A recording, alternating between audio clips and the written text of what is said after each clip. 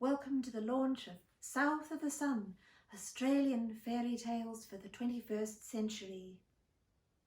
I'm Louisa John Krol in Bendigo, Australia, and we are on Jajawarong land.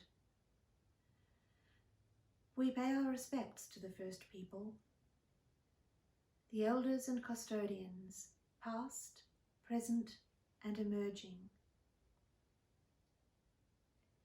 Also, to my honour and delight, one of the authors in our intercultural anthology, Eugen Bacon, has invited me to read part of her story for you.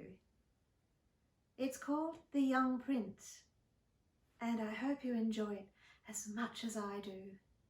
Thank you for joining us.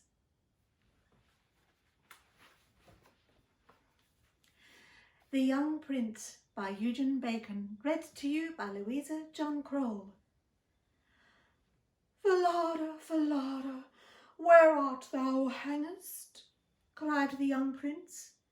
He turned in bewilderment and looked at the orange-brown landscape.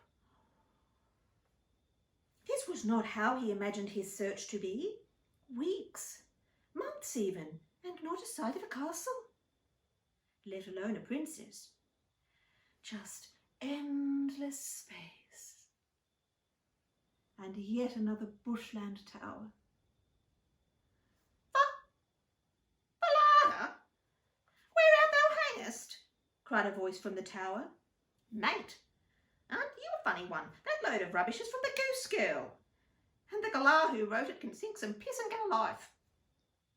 Open the door, my princess dear, open to thy true love here. I close my eyes 1 minute this arvo, as Sheila can't get some peace. 1 minute. Now you dipstick down there. Let down your hair, dear Rapunzel. It's Matilda. You're right, mate. You don't go round calling Matilda's Rapunzel. Do let that hair down. A magnificent strand, fine as spun gold, fell to the ground. One hair is of no use to me. I must have the whole head, cried the prince. Struth, you off your face. How many tinnies did you slurp? Use your head. Don't go pulling lines from the golden bird. I'm stoked you know the fairy tale like a bit. But it reads, 1 feather is of no use to me. I must have the whole bird. Don't jest, dear princess. I've come a long way. It's clear you won't rack off, so wait a minute. A rope of braided hair fell to the ground. My dear, said the prince, the idea was to wind your hair round one of the hooks on the window and lower it so I could climb up. You reckon? So, not to share it then? No. Now you tell me. That's a bit of a bugger. But no worries. It was just a wig.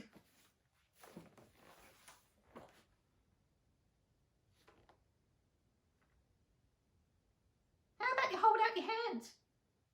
The prince followed her bidding. Plash! Something wet fell onto the prince's palms. What the? It's a nasty frog! He cried. Fair dinkum, and what do you mean nasty? I'm a green tree frog. Litoria caerulea, to be precise. Ew. No drama. Seriously, just shush it and pash me, said the frog. The prince hesitated.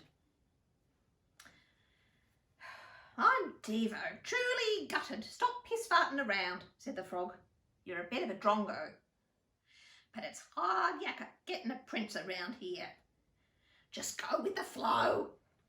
She closed her eyes and pushed out her lips. When nothing happened, An eyelid opened. Look here, you've got me hopes up now. At the core of our unique differences, we each have a deep desire to... The frog fell silent.